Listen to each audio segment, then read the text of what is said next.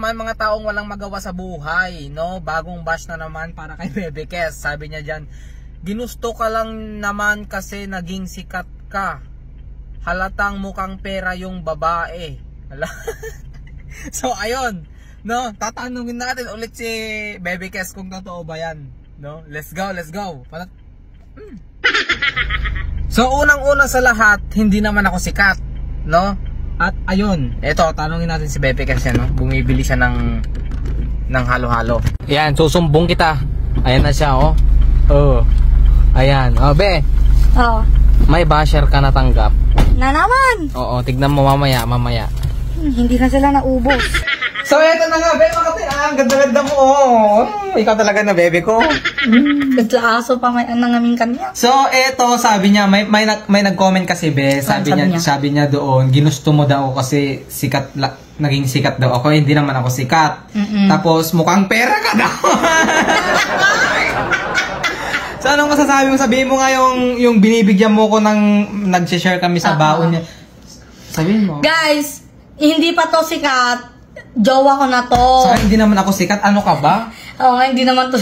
Feeling sino ka ba? Guys, alam nyo, 16 pa lang kami mag-wowing na kami nito. Tapos, grade 10 talaga kami. Naging kami. Grade 10. Basta pa lang, siyak pa lang. Okay, sige, ikaw na. Ayan. So, dati, guys, syempre si papa niya nagko-construction, ganyan. Tatlo silang magkakapatid. Minsan nag-aagawan niya ng mga baon, minsan siya wala siyang baon. Kaya ang nangyayari, naghahati kami sa allowance ko. Yon ang totoo. Kaya, kung may pera man siya ngayon, sinisingil ko lang siya sa mga pinahiram kong allowance ko noon. Di ba, Be? Grabe kami. Mano.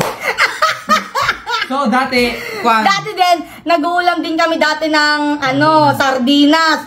Naghahati kami sa isang lata ng sardinas. Yun na yung lunch namin. Kasi, guys, wala siyang pambili ng ulam niya. Kaya ako ang bumibili para magkasya sa amin yung isang ulam.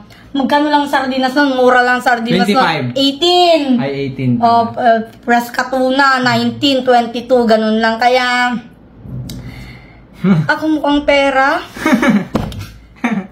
So, di ba? Beta katawa mo. So, ayan na nga, guys. Di ba?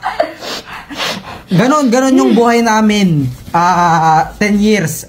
Bali, 7 years na kami ngayon. And, ayun, sa nagsasabing 10 years.